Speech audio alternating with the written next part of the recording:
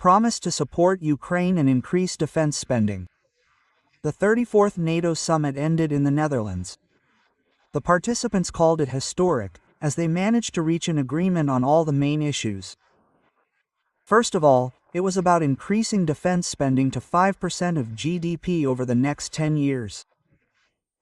Support for Ukraine was included in these expenses. Also on the sidelines of the summit, Volodymyr Zelensky met with Donald Trump. Lesia Golovina summarizes the results.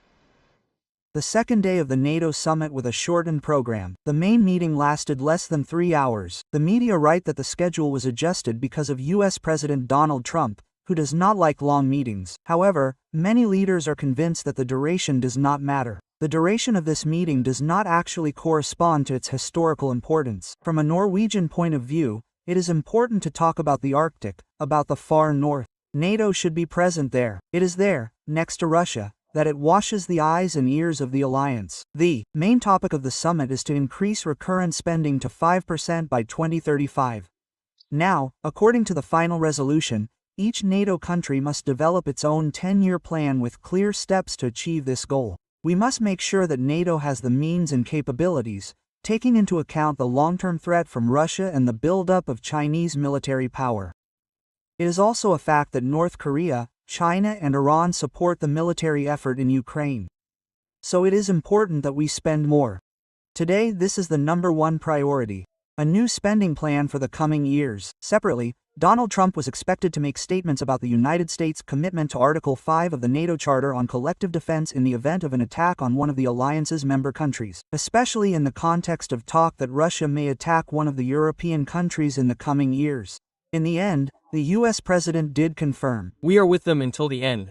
Just look at these numbers. We are with them." Quote, "I asked them to increase spending to 5% over several years, and they are increasing it to 5%.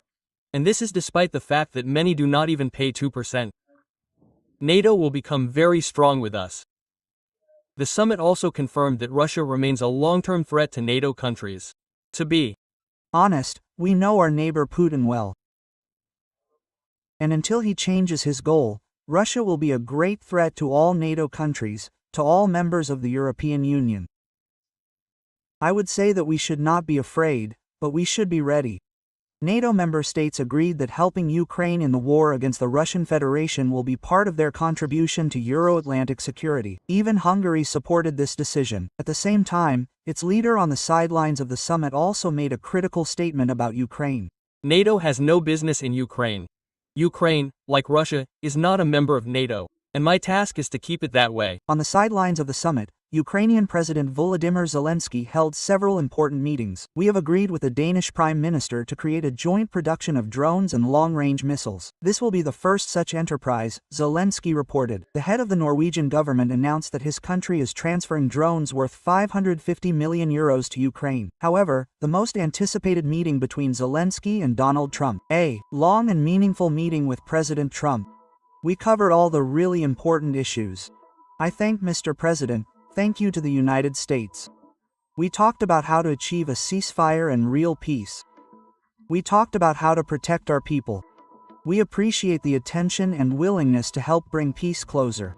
It took place after the main NATO meeting and lasted a little less than 50 minutes. The US president also spoke favorably about the meeting. Donald Trump promised to consider the issue of strengthening Ukraine's defense and providing missiles for Patriots. They want to get missiles for Patriot. We'll see. We need them too. We supply them to Israel. They are very effective, 100% effective. Of course they want to get them. That's a very good question. I want us to be able to provide them. Donald Trump called his promise to end the war in 24 hours sarcasm and added that the war in Ukraine turned out to be much more complicated than anyone could have imagined. Lesia Golovin, Ukraine Marathon, the only news.